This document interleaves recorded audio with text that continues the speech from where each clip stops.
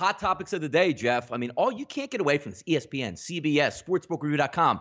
Topic du jour of the day, the trade market. Will the Lakers score? Who are they going to get? Anthony Davis for the whole team. It's the Sixers, Jeff, that come to the table first and make a move to try to advance in the Eastern Conference. As we see here, the Sixers strike the first deal in the East, making a move for a stretch four. Tobias Harris in a multiplayer deal. A lot went down in this trade, Jeff. Your first thoughts here, because we're both Sixer fans. We're both on the East Coast. Your thoughts on this trade? Yeah, I mean, if you're a Sixer fan, you should be real happy waking up this morning. This is a player and a group of players that the Sixers sorely needed. They needed that stretch four that can go out and spot up and hit a shot. This is a guy, Donnie, that Tobias Harris really should probably be an all-star. I mean, 21 points a game.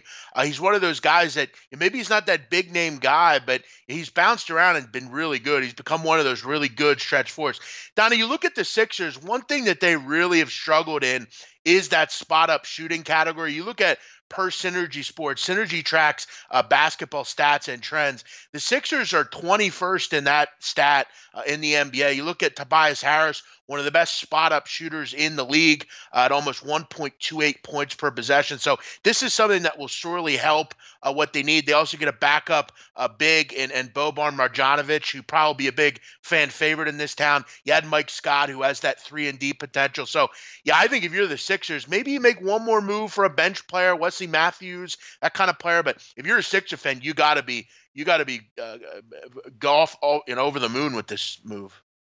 No, I thought it was a really good move off the cuff of it. If we take a look down, because you saw last year as well, Jeff, taking a look at the Sixers, the buyout market was very interesting. And you can add that veteran piece coming off the bench. I know a lot of people looking, saying, well, who's going to be the point guard? Obviously Ben Simmons is, but somebody else that's going to be able to facilitate with that starting five. But it's one of the more talented teams in the East. We always talk about and put that gambling aspect into it, Jeff. FanDuel and DraftKings here in New Jersey, both spotting a plus 1,600 for the Sixers to win the NBA title. But if you're shopping off market, betonline.ag, Jeff, plus 2,500. We can't stress enough, looking around the markets here and getting the best price possible. And sometimes, Jeff, because I know you bet futures as well, it's not really about the Sixers winning the title, but it's about putting yourself in position if they make a run to cash off of these futures, right?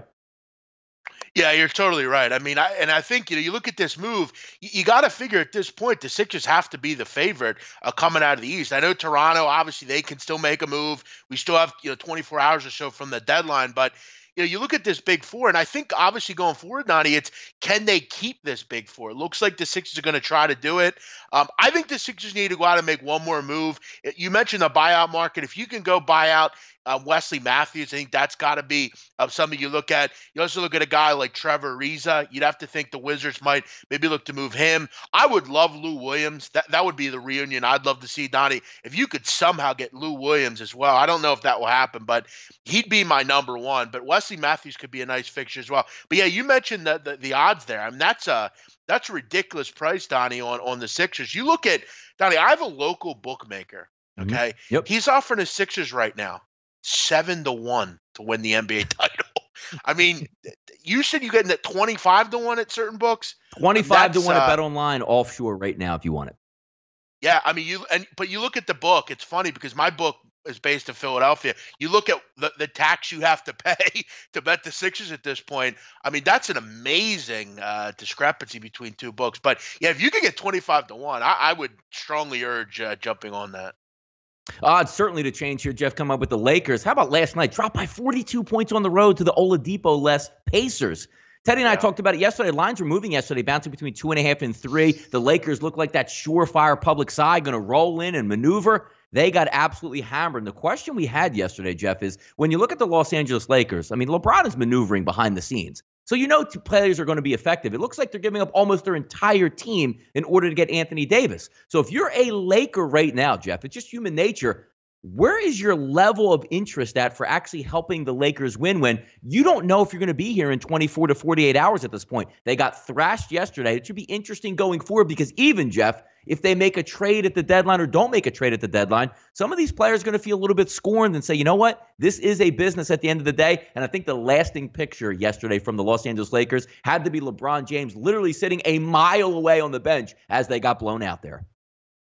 Yeah, I mean, you look at this team right now, it's a mess. I mean, and this is what LeBron James does to your basketball team. While he's the best player in the world and he's one of the best players ever, it is polarizing every single thing he does. And at this point, Donna, we saw it. And you and I talked about it on our various shows. We saw, LeBron James when he's injured, standing not with the team, but standing with Magic Johnson and Rob Pelinka. He just, obviously, he pulls the strings. People know that.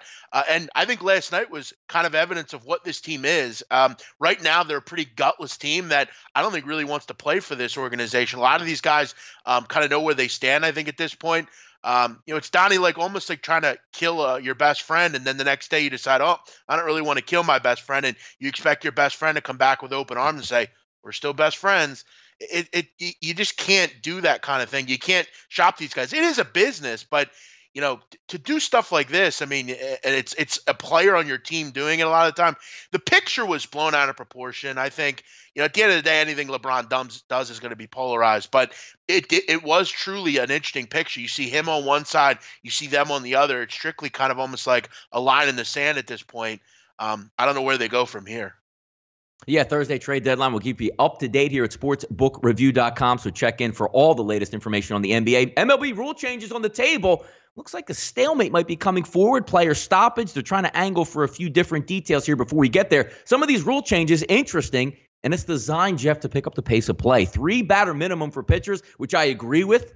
6th, 7th, and 8th innings, 9th innings are taking way too long at this point. A universal DH, which, if you're looking at the National League right now, you like some of the gamesmanship where, you have to pull your pitcher and not pull your pitcher. But it's a lot more fun when the pitcher doesn't bat because you might get a viable at-bat out of it. Trade deadline before the All-Star game, which is a really interesting one, and a 20-second pitch clock, so it doesn't take 5 minutes for each individual pitcher here. Now, whether or not you like this, America's pastime, as I like to call it, some of these rule changes are designed to make sure it's not going to be a pastime in America that we watch baseball. There's no doubt in my mind, fast-paced time, everybody's on their phone. You do have to speed up the game. Some of these things designed to, Jeff. Yes or no on some of these, or what are your thoughts on making some changes to try to improve the pace of play here in baseball?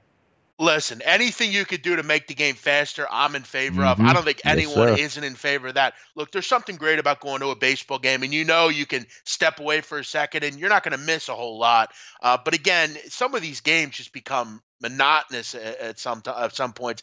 Donnie, I've argued the designated hitter point for a long time. It's the only sport in the world where one group has an advantage over another. Yep. It makes absolutely no sense to allow one league to have a designated hitter, the other team doesn't. It just doesn't make any sense. It's almost like when you're playing soccer, you have one team with 10 men the whole game and the other with 11, and that's how every game is. It doesn't make any sense. It needs to be fixed, and I'm glad the Players Association is standing up and saying this is unfair. We need to make this universal. It needed to happen. It should have happened a long time ago. The other rules that I'm all in favor with, anything to make this game quicker, I think we're all in favor of.